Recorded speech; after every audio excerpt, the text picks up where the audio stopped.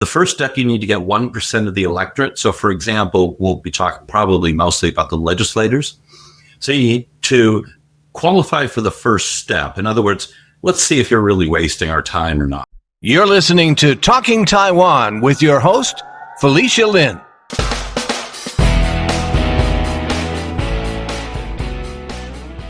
In Taiwan, recall bids have been filed against 35 of the 39 Chinese Nationalist Party, Kuomintang or KMT legislators who were directly elected to the legislative yuan in January of 2024.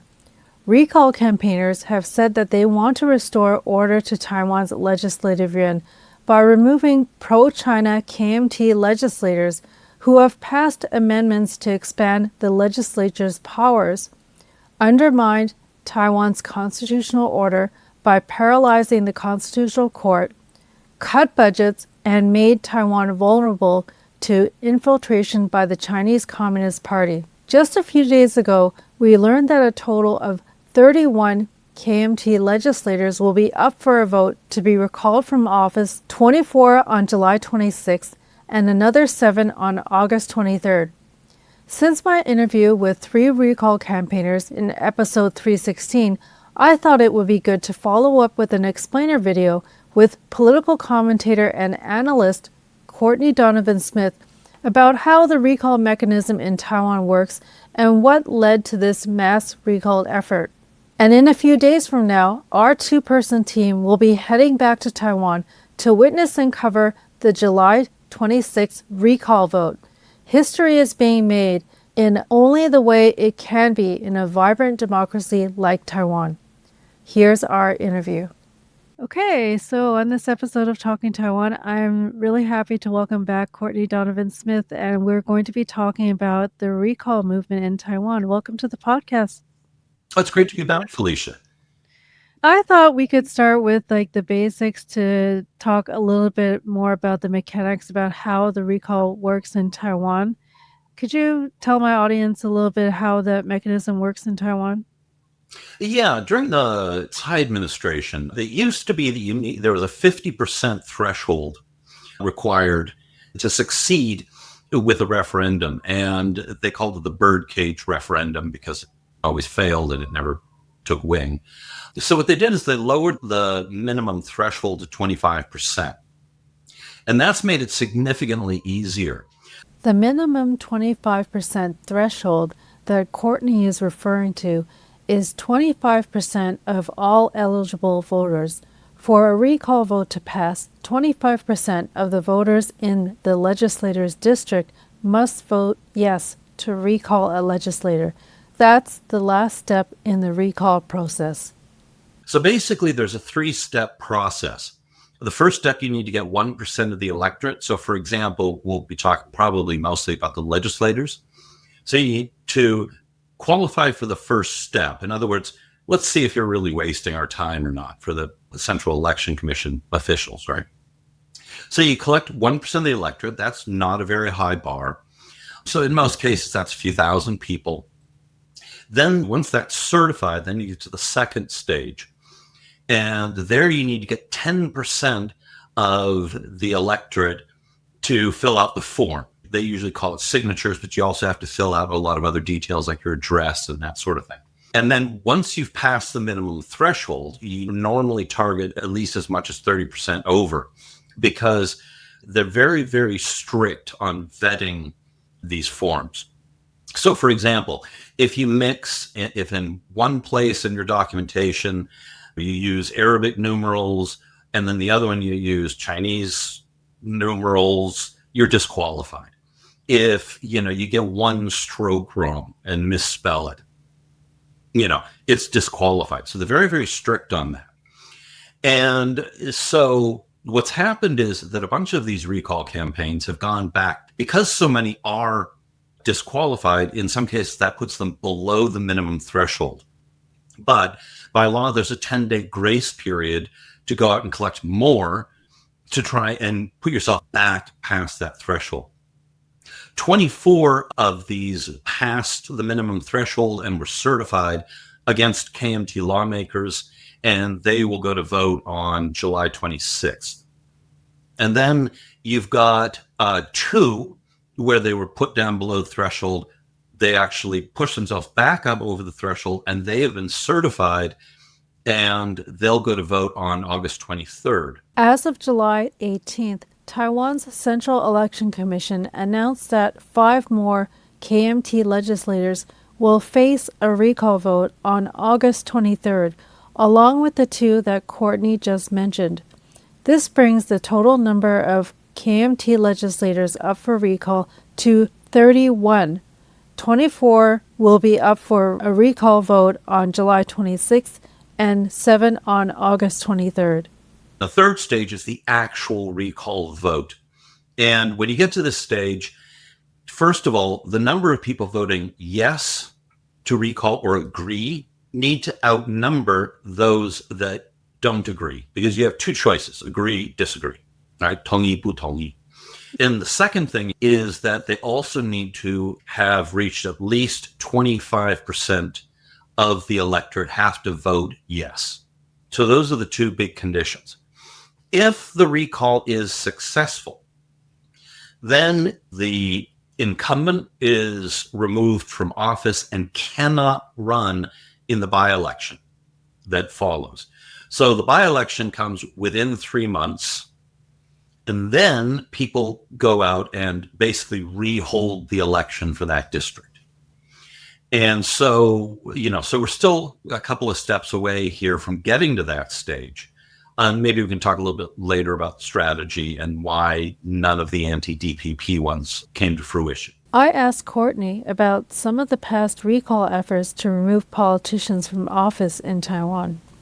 In previous years, there's been an average of maybe 2 or 3 recalls launched against notable figures, right? Say the mayor of a city like Han Kuo-yu, Daniel Han, down in Kaohsiung, which was successful. And then there have been several held against legislators. And these are the ones, of course, that I've paid a lot of attention to. The ones that tend to be successful, and this is really quite an important point for this whole process, is that of these ones that have succeeded in the past and the ones that have failed, 2 major factors have come into play. I think the most important one is that the ones that have been successful are of politicians who are quite controversial. So obviously Daniel Han Kuo-yu down in Kaohsiung was a very controversial figure. Chen Bo-wei, aka Sang Q, here in the Taichung 2 district, he would go out and brag about how much he loved to fight in the legislature, and he was kind of a pugnacious kind of a character. And then, of course, this is a blue-leaning district, and he was the Taiwan State Building Party, and he also had a lot of opinions which were very, very left-wing, legalize marijuana and all these kind of things. And he was also very deep, deep green in his ideology. But here's an interesting thing. You contrast that with, say, Freddie Lim or Huang Qie when she was actually a city councilor down in Kaohsiung, or Freddie Lim up in Taipei. Freddie Lim, I think, is a great contrast with Sang Q in that, just as a side note, you might find this amusing. I don't know how many Taiwanese Americans are aware of this. Sang Q is a 3Q, which is a short, cute way of transliterating thank you from English. Right. Sang Q. Anyway, so that's his nickname. Just hopefully a funny aside. Now, Freddie Lim, with the background as a rock star and death metal, and he has similarly radical views. He came in first as a New Power Party legislator and then became an independent. He had similar kind of views to Sang Q, very, very deep green, also in a blue-leaning district. But the primary difference is that unlike Sang Q or Chen Bo-wei, he just, you looked at his social media and he was spending a lot of time with his constituents and, going to the markets. And then when the pandemic came along, he spent a lot of effort on them. And he wasn't combative. He wasn't pugnacious. He he came across as someone who genuinely cared about his constituents and was working hard on their behalf. He did not spend a lot of time attacking the KMT and, screaming out how evil they were and fighting with them in the legislature. And the recall failed. And I think it's because the two factors. One is he did not offend a lot of people. And anger and, frustration, a politician that makes a lot of enemies and pisses a lot of people off, that drives voter turnout. And also, showing concern for your constituents. So I think what Freddie Lim had going for him is that even the ones who maybe disagreed with him politically or voted for the other side in the election, they weren't highly motivated to go out and vote against the recall. Mm-hmm. It's like, he seems like a nice guy. I don't agree with him politically, but, I'm not going to get off my butt and, go out and go through all the hassle of going through the recall vote. So I think those are the two primary factors. Is in the recalls that we've seen, again, we're looking at like 2 or 3 a year here, where the recall was primarily focused on individuals, the ones that were combative, difficult, offended a lot of people, succeeded, and the turnout was high to get rid of them. Those who are not, turnout was low to get rid of them. So, they fail. I do think that the ones that are more likely to be successful are in cases where the candidates have offended a lot of people. Xu Qiaoxin up in Taipei, she has called herself evil, vicious, and she likens herself to a honey badger because they're fearless and vicious little creatures. And that's what she describes as her role model in the animal world. There's a famous picture of her giving the middle finger. So she's the kind of candidate who gets that kind of heat. There are a few others that are unpopular for very district-specific things. Mm-hmm. But the grand prize is very controversial. It's Fu Kunxi.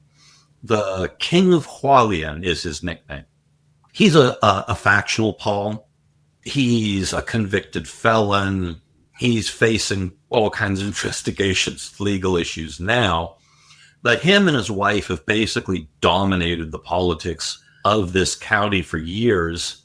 So he's got the big advantage that he's got his patronage muscle in a pretty blue county. But on the other hand, he's offended a lot of people. So, and he's also the KMT caucus convener. And the anti-recallers, they're coming in nationally to try and support this because he's been driving because he's the caucus convener, he's been driving a lot of the legislative agenda that motivated the Bluebirds and the civil society groups to launch the recall campaigns against them in the first place. Plus, he's widely perceived as being close to China. And although there's no proof of him directly taking instructions from China, he has gone and met with people like Wang Huning and Song Tao and these guys who manage China's Taiwan policy. Wang Huning is the number 2 after Xi Jinping for Taiwan policy. And he also happens to run the United Front. So meeting with this guy is controversial, to say the least. Mm-hmm. Campaigners against the KMT and the Bluebirds, they think it was very suspicious that after he led a delegation to China and came back, they launched a series of legislative initiatives to upend the Constitution and grab a lot more powers for the legislature, which later turned out was ruled unconstitutional. But then they changed the rules of the Constitutional Court, put in a minimum quorum, and then rejected all of President Lai's nominations to fill 7 open seats. leaving only 8 members unable to make the new quorum of 10, basically paralyzing the body or putting it into a constitutional crisis. Now, they think that he's doing this at the behest of China, the CCP, and the United Front.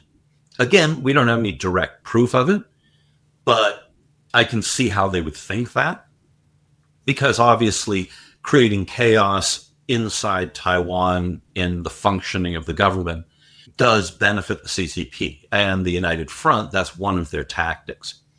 On the other hand, the ideas that they put forth to grab more powers for the legislature are not new ideas that actually been around for a while and had been brought up before. So you could also argue that this was something that is not really a new thing. You know, it didn't come from the United Front. They decided to do this on their own. And this was them essentially trying to gain more power for themselves at the expense of the executive branch and judicial branch and the control of it. It's interesting to note that the delegation that Courtney mentioned that Fu Kunqi led to China in April of 2024, which met with the head of China's United Front, consisted of 17 KMT legislators. Many of the people campaigning for recalls are upset because the delegation has not been transparent about what was discussed in the meetings with Chinese officials. And now, 10 of the KMT legislators in that delegation, including Fu Kunqi himself, are going to face a recall vote. I asked Courtney to elaborate more on the expanded powers of the legislature that were ruled unconstitutional. Now, what they wanted to do is the legislature would be able to form legislative committees, which would then have powers to subpoena people, bring them in, and compel them to testify. And this was specifically, they wanted to target government officials. And then they would be able to impose penalties, serious penalties, on anyone who failed to comply or they believed lied or so on and so forth. And issue what they likened to the American system of contempt of Congress. Now, these powers would have been pretty extensive, and they would have had quite a bit of ability to paralyze the government. There's several problems with this. One is that it was blatantly unconstitutional right from the get-go. First of all, these powers of subpoena and investigation and to apply penalties, and there was even talk of criminal penalties, that in Taiwan's 5-branch system of government, those are powers reserved for the judicial yuan, not the legislative yuan. And power of oversight of government officials is the purview of, if it's not a criminal investigation, that belongs to the control yuan. So these were powers that were reserved for 2 separate branches of government.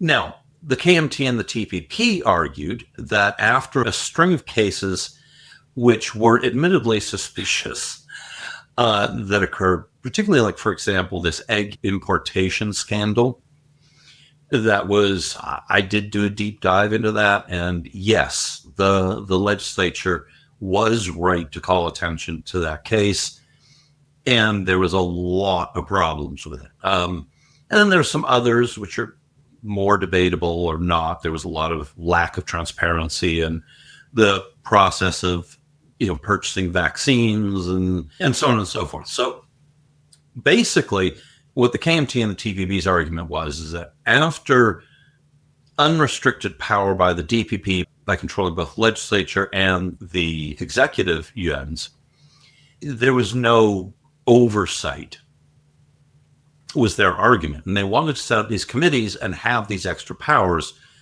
to compel the government to be accountable to the legislature. Now, these are powers not allowed by the Constitution. Now, unsurprisingly, and this, of course, inflamed the Bluebird movement, who came out in protest. So that was in the late spring. So a few things that are very interesting about how this all came about. So you have in the legislature the KMT-TPP Pan-Blue Alliance. Now, you'll notice I'm referring to them as Pan-Blue, even though the TPP bills itself as Pan-White, not blue and green, which, at one time I could see that within a Taipei context, which appeared to the rest of us as light blue. But basically, the TPP Legislative Caucus has been voting and working in lockstep with the KMT, at least as closely as the People's First Party and the New Party did back in the day when the term Pan-Blue was coined. So effectively, they've recreated the earlier Pan-Blue Alliance, where the KMT has a plurality but not a majority, and they're relying on Pan-Blue coalition partners to have an outright majority. So I do refer to them as Pan-Blue. So the Pan-Blue bloc went out, and particularly with these legislative changes that they proposed, you started to get activists coming out into the streets in ever larger and larger numbers. The press reported at one point that they reached up to 100,000 people, and they were called the Bluebird Movement, which is a play on characters there from Qingdao East Road, the Dao. They took up a little mountain, put it for the fire radical, and changed it to bird. And that was to get around. Apparently, they were afraid of Facebook algorithms shutting them down on getting the word out to show up for these rallies. And so that's why they changed it and the name stuck. So they started coming out and formed kind of a civil society movement. Now, in your interview the other day, which I highly recommend everyone listen to, where you interviewed the 3 recall campaigners, what's interesting is they talked about how a lot of people in the movement are in their 30s and 40s. Although they have all ages, but there's a lot of them, and that's the sunflower movement generation. On the other hand, you've also got a lot of people in their 20s and 30s and 40s who supported Cohen's the Little Sprout movement. And so you've got these like 2 movements that are generally younger operating at the same time, which I can't recall a case where you had such large movements like this operating on both sides, which I think is very interesting. The Little Sprouts, they support TPP, and they originally started as a group of following for Kuomintang campaign. Right. But now they're campaigning, and a lot of what they're talking about is Kuomintang is a martyr for democracy. He's like a Buddha or Bodhisattva, or he's Taiwan's Nelson Mandela, because the DPP and evil Lai Ching, the dictator, the fascist Hitler, William Lai, is weaponizing the judiciary to try and convict him for corruption. Now, of course, innocent until proven guilty, so we don't know the result of that. But there's an awful lot of corruption charges being laid against him, and a lot of the details are fairly public. I don't want to presume guilt at this point because, of course, again, he's not been formally found guilty of anything. But if you look into it, make your own decision. But there's absolutely no proof that their allegations that the Lai administration is weaponizing the judiciary or any of that. And now the TPP itself, now that Wang Guochang has taken over, who was a luminary in the sunflower movement and in the anti-media monopoly movement to stop Chinese and United Front infiltration to local media, is now the chair of the TPP. And he's joined the KMT. They're both now in alliance and portray the Lai administration as a dictatorship. And so you have the Bluebird movement. It kind of calmed down for a while over the summer, and then the laws were ruled unconstitutional in the fall. But then you had the big budget battle where initially the DPP and the Pan-Blue bloc agreed that there was going to be 3% cuts. And then the Pan-Blue bloc turned around, and over the weekend following, I believe it was Thursday or Friday, when that agreement was made, turned around and cut 6% of the budget. And they did over the weekend and basically went nuts. And they didn't even know really who was cutting what from their caucus. And then turned their back on that deal. They also froze large parts of the budget. Now, the Pan Blue Bloc points out that the budget is still, after the cuts, not including the freezes, but after the cuts is still larger than last year's budget or the previous year's budget. It's still about a third bigger than it was in 2019. And they also say that they are providing oversight over the executive branch, which they accuse of being corrupt. And there have, to be fair, there have been some scandals involving DPP administrations over the last few years. So they're not 100% lying about this. However, a lot of the cuts and freezes took places in things that are used for defending Taiwan or hardening Taiwan society or fighting communist infiltration in various forms. However, recently, under pressure from the recalls, I'm going to go out on a limb and say these things are connected, that the KMT has basically unfrozen all but one of the defense freezes. And the one exception is they're waiting for the submarine to finish sea trials, and then they'll unfreeze the rest of that. So come December, some of these Bluebird civic groups started coming together and forming groups to start the recall process. I believe they started in Taoyuan in about mid-December. In early January, the DPP caucus convener, Old Ke is his nickname, Ke Jianming, he started talking about doing mass recalls. Now, the KMT has said that this has all been orchestrated by William Lai, or Lai Ching-te, and that this is a DPP plot to overturn the election from 2024. They have a point on overturning the election results from 2024 because that's what they're trying to do. But there's no evidence that this was organized or led by the DPP early on. The timeline just doesn't match up. I've been keeping an eye on the Great Recall, Da Ba Mian, a massive grassroots effort on the part of the people of Taiwan to remove legislators from office. And since I interviewed the 3 recall campaigners, Carol, Eric, and Acho, the number of Chinese nationalist KMT legislators being put up for a recall has gone up from 24 to 31. 24 will face a recall vote on July 26th and 7 on August 23rd. It's been amazing to see the people of different political leanings from all over the island mobilizing and going through all of the hoops required to initiate a recall of lawmakers. When I first heard the June 20th announcement from Taiwan's Central Election Commission that at least 24 KMT lawmakers would be put up for a recall vote on July 26th, I knew it was an unprecedented historic moment. I don't think the world has seen anything of this scale ever attempted in a democracy. And then I started thinking that Talking Taiwan should be in Taiwan to cover it. And why isn't a story like this getting more coverage in the news? Fortunately, we had a generous donor step up to donate enough for 1 round-trip plane ticket to Taiwan, and so we decided to make the trip back. But we still need to raise more funds to cover all of our travel expenses and production costs. Some of the topics I'd like to cover include the recall effort in Hualien, how the majority of recall campaigners are women, an inside look at the recall effort, post-recall vote analysis, and KMT and DPP perspectives on the recall effort.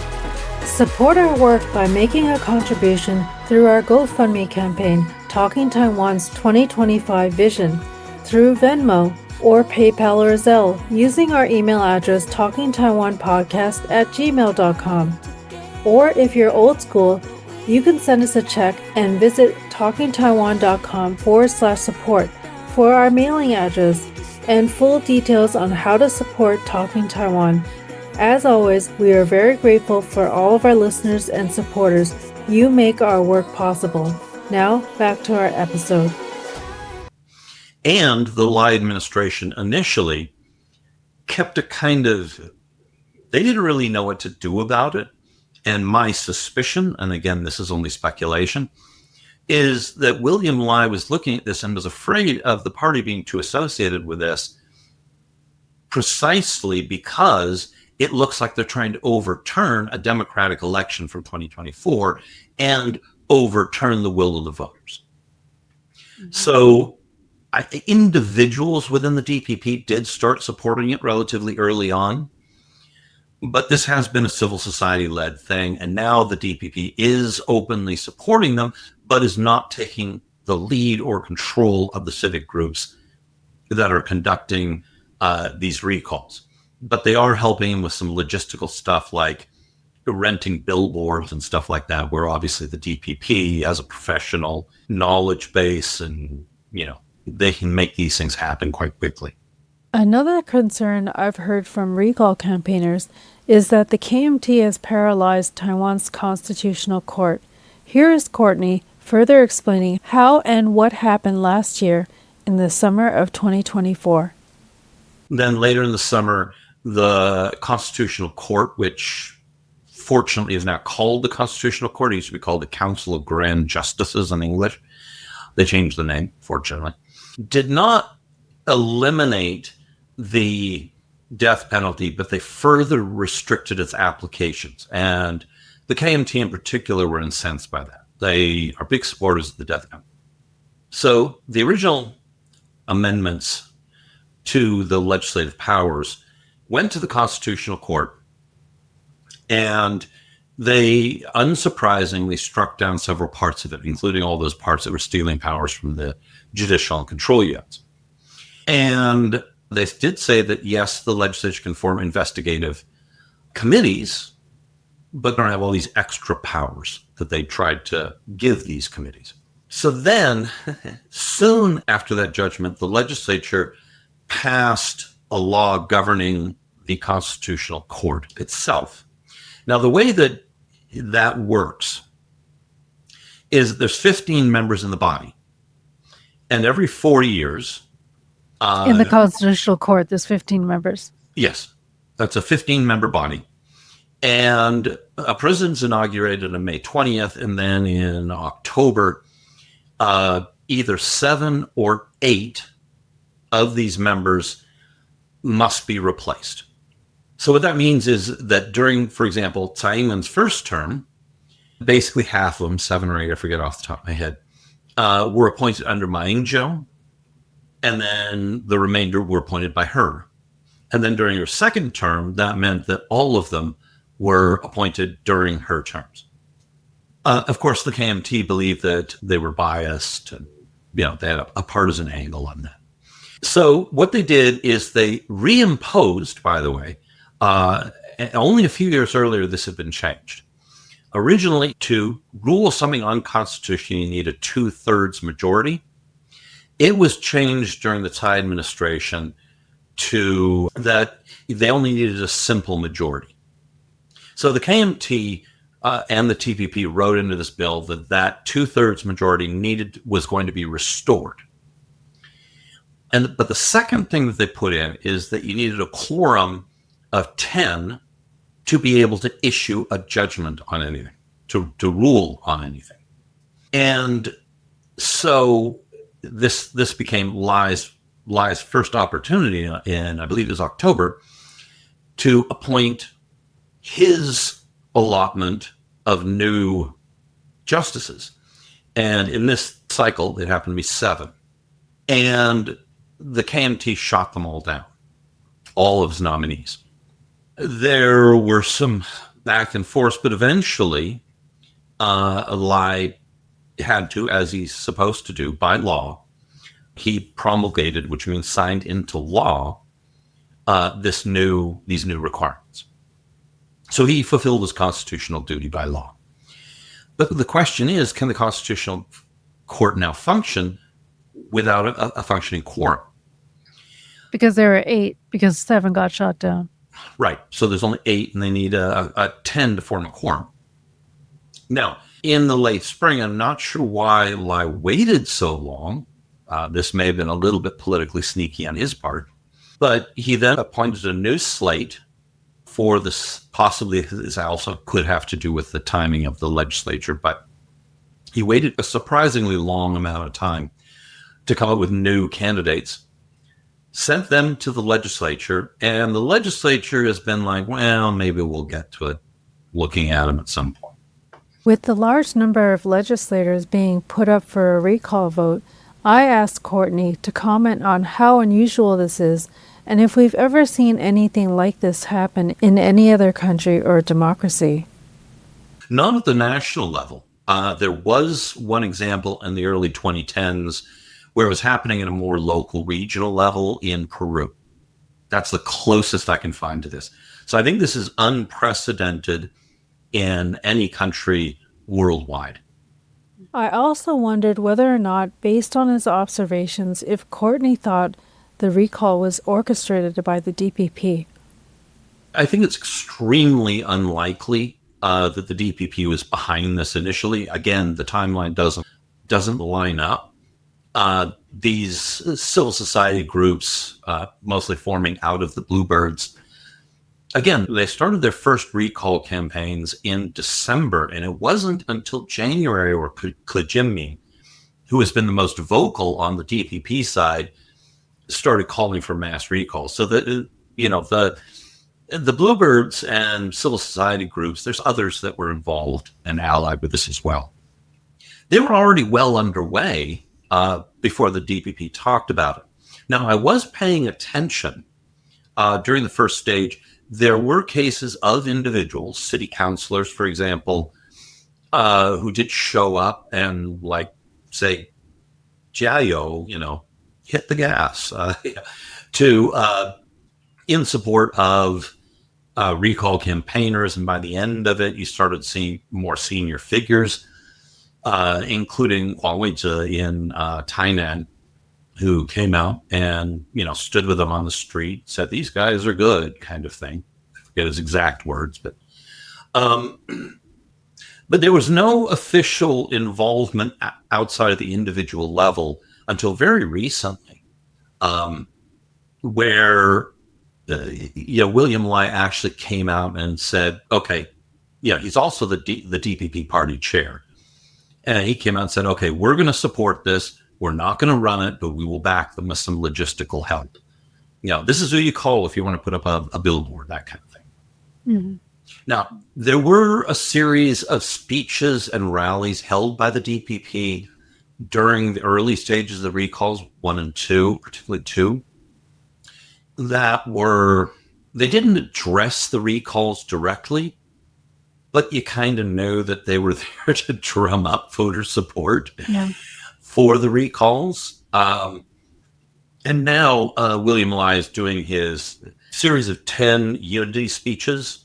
And again, read through the lines. What he's really doing is, again, he's not directly addressing the recalls of these speeches, but he's talking about themes that the recall campaigners are all about. Taiwan or the Republic of China, whatever name you want to use, is a sovereign country. And, he gave all the reasons, and he talked, he's been going through all the reasons why Taiwan needs to unify.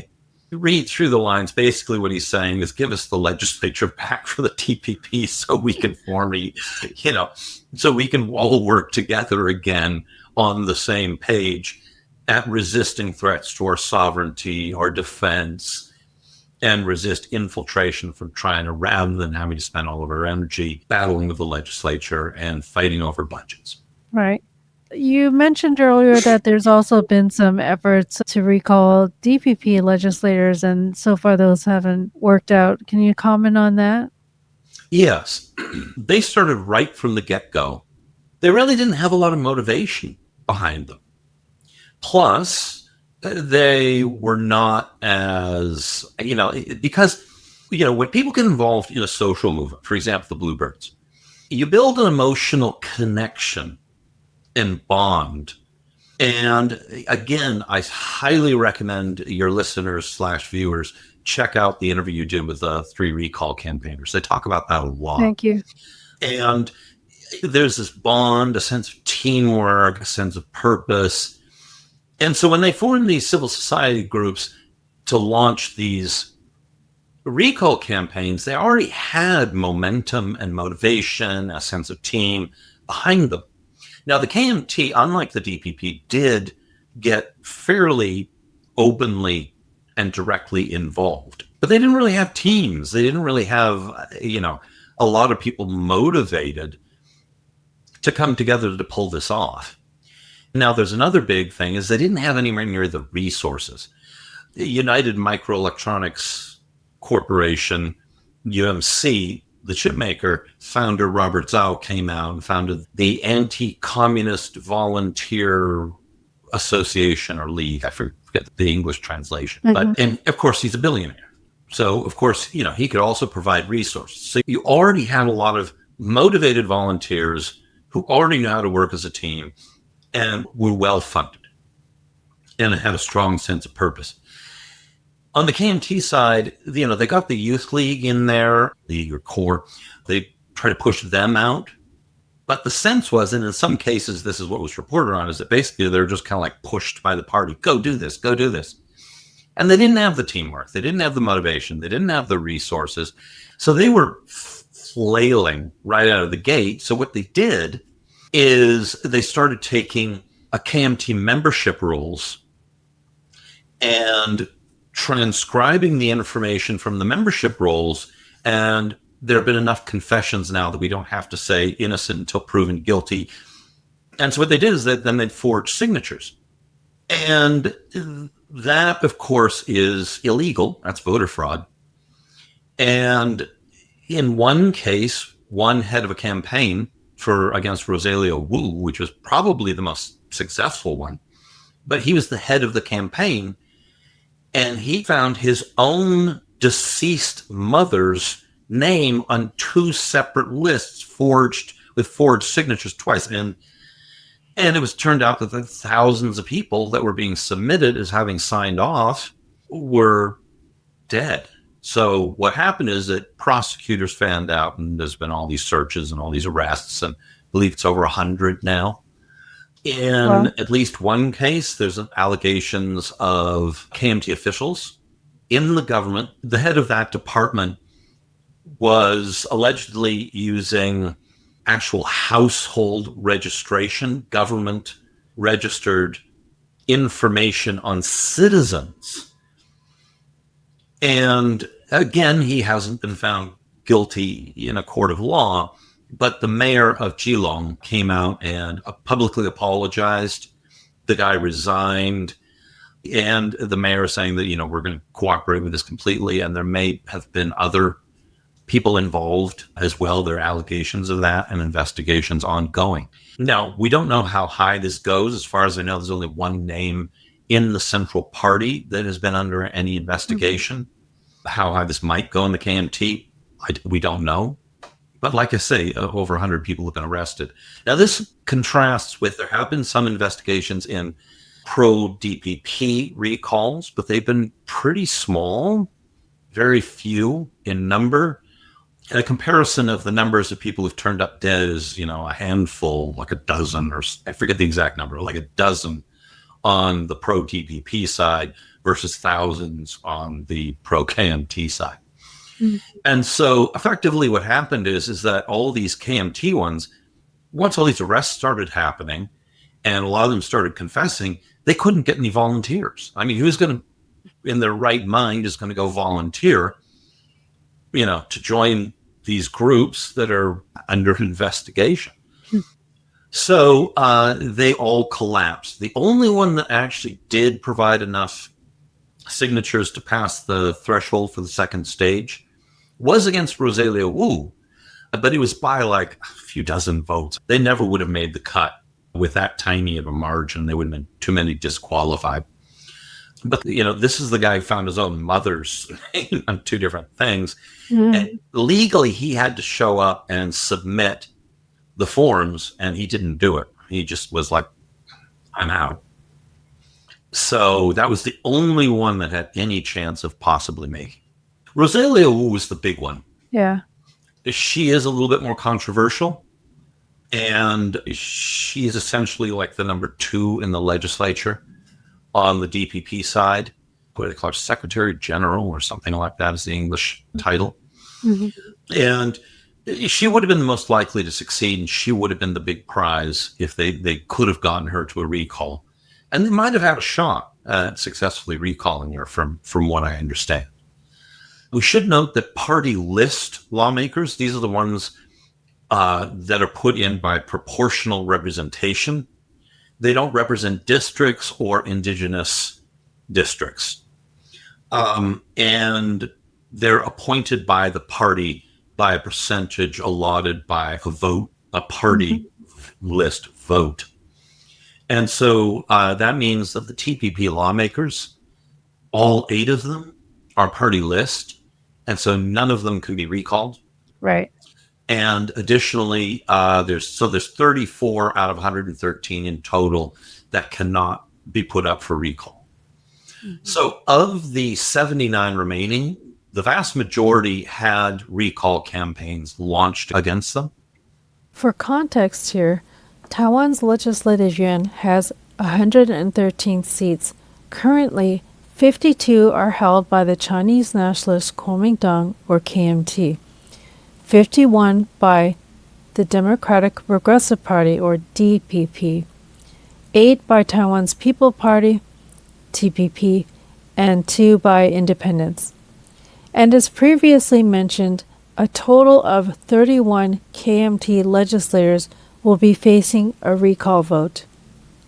It'll be interesting to see what actually happens. What do you feel has been the atmosphere since June 20th when they announced that the 24 KMT legislators will be put up for the recall vote?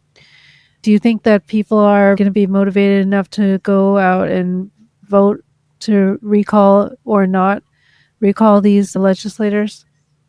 That's a great question. And the problem is that we don't really know. There is some polling that suggests that the voter turnout could be high.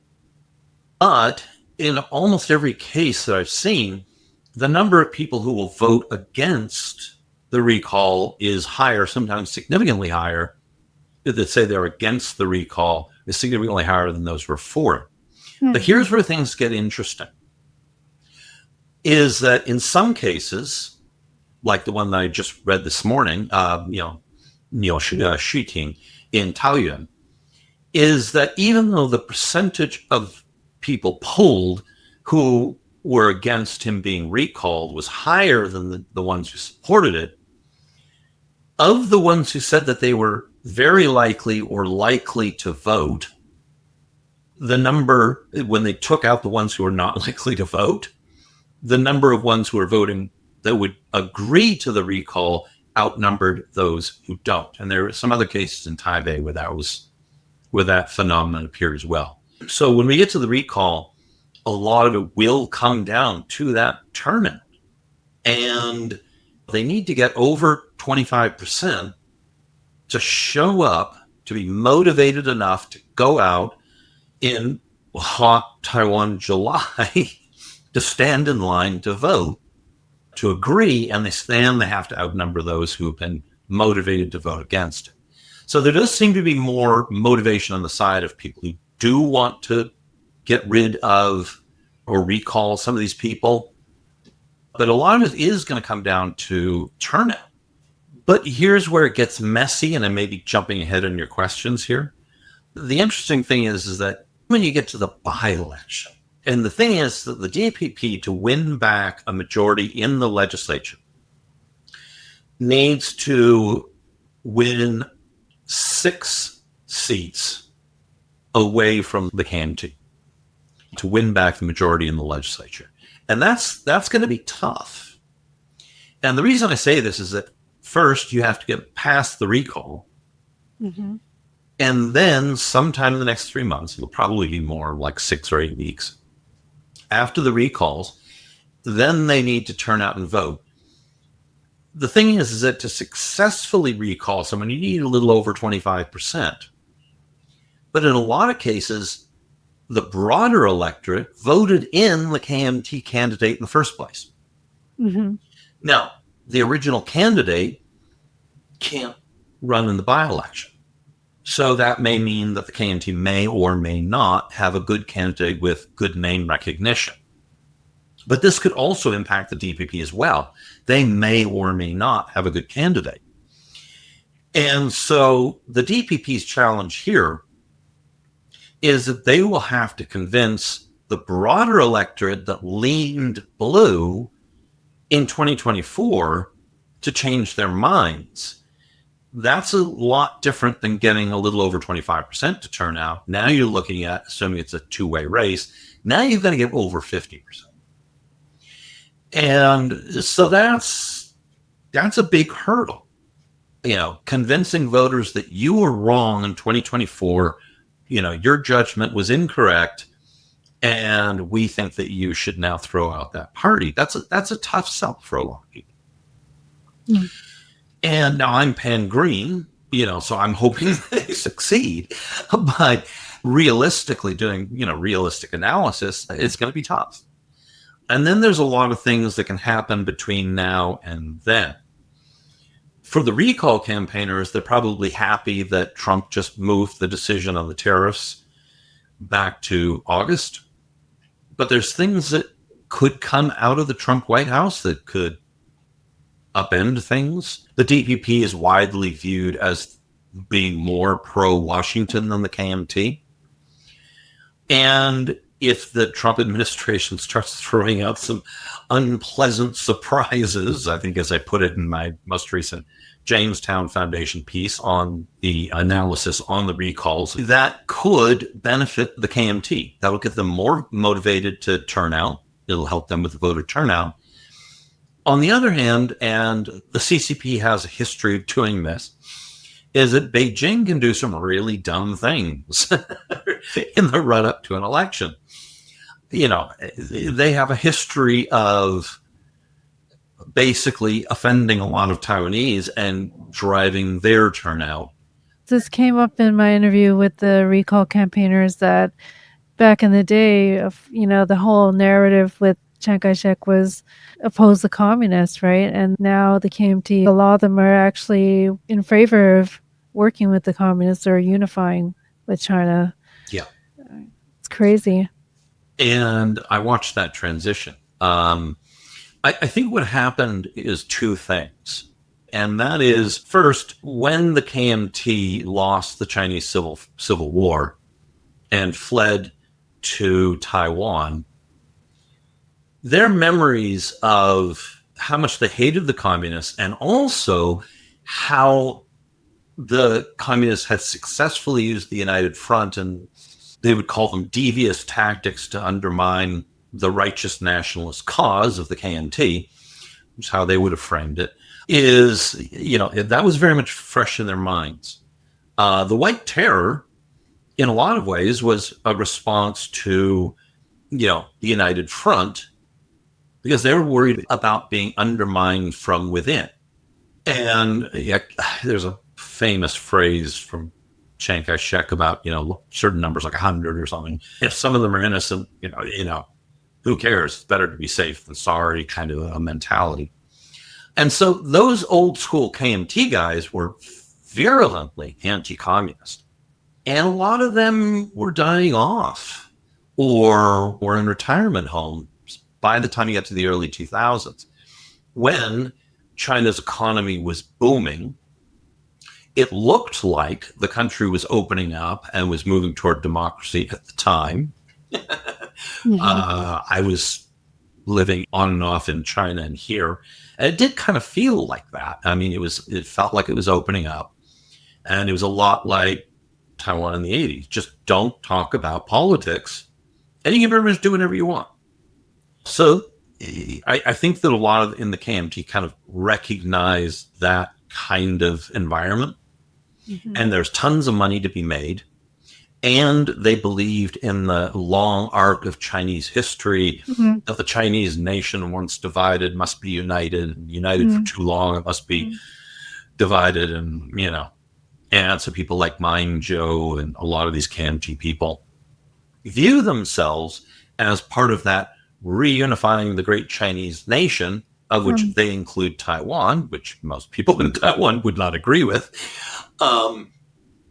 They had that mentality. So you got with Lian Zhan, when he took over after the party kicked out Li Denghui as party chair, he started opening up toward China. He made his famous trip in 2005 and met with, Hu Jintao at the time? Then Ma came in, and he tried to pass the Services Pact, which would have opened up, basically would have turned Taiwan into a vassal state. It would have opened up the services of all finance. So your bank information would be accessible by the United Front, your insurance information, your investments, telecommunications. They could have invested in telecommunications, critical infrastructure, the health industry, so they could find your national health insurance records. So basically, they everything would have been laid bare or outright controlled by Chinese Communist Party backed and funded and steered companies who would have gone in and taken up all these key strategic industries. And of course, they would be reporting to Beijing and not locally. So, I mean, how are you going to keep your intelligence officers from having all their personal information being openly available to these companies? They can find out your finances and your health state and all of your family members, and through your telecommunications, where you're going and who you're communicating with, and through the cell towers that can triangulate you within a tiny area. I mean, Right. And that's interestingly is what led to the Sunflower Movement. Exactly. Yeah.